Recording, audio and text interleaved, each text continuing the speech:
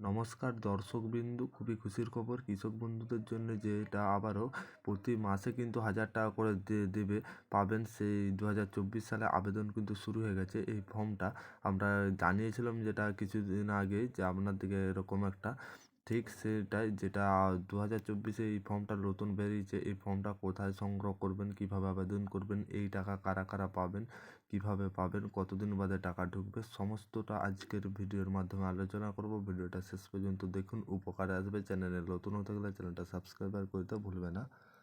যেটা কালকে আপনাদেরকে দেখেছিলাম, কৃষি বার্ধক্য ভাতা পাইবার জন্য আবেদনপত্র, এইটা কি কৃষক বন্ধুরাও কিন্তু এটা আবেদন করতে পারবেন?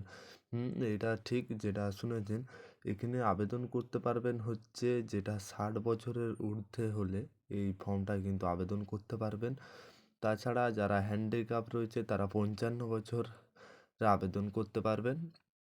তাছাড়া যারা এই ফর্মটি আবেদন করতে চাচ্ছেন, আমাদের যেটা জানিয়েছিলাম এর আগের ভিডিওতে, যেটা এই ফর্মটি কোথায় সংগ্রহ করবো, আপনি আপনার কৃষি দপ্তরকে যাবেন, যে সেখানে আপনি বলবেন কৃষক বার্ধক্য ভাতা পাইবার জন্য আবেদনপত্র, যেমনভাবে আমরা ফর্মটা ফিল আপের প্রসেস দেখিয়েছিলাম সেমভাবে আপনারা ফর্মটা পূরণ করবেন।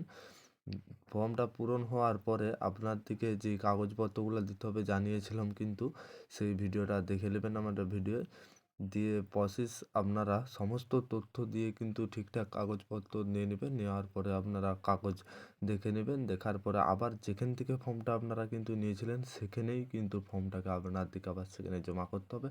জমা করলে তারপরে আপনাদের এই ফর্মটা সেখানে জমা নিয়ে নেবে। ভিডিওটি ভালো লাগলে অবশ্যই লাইক করবেন। চ্যানেলে নতুন হতে গেলে চ্যানেলটা সাবস্ক্রাইব করতে ভুলবে না।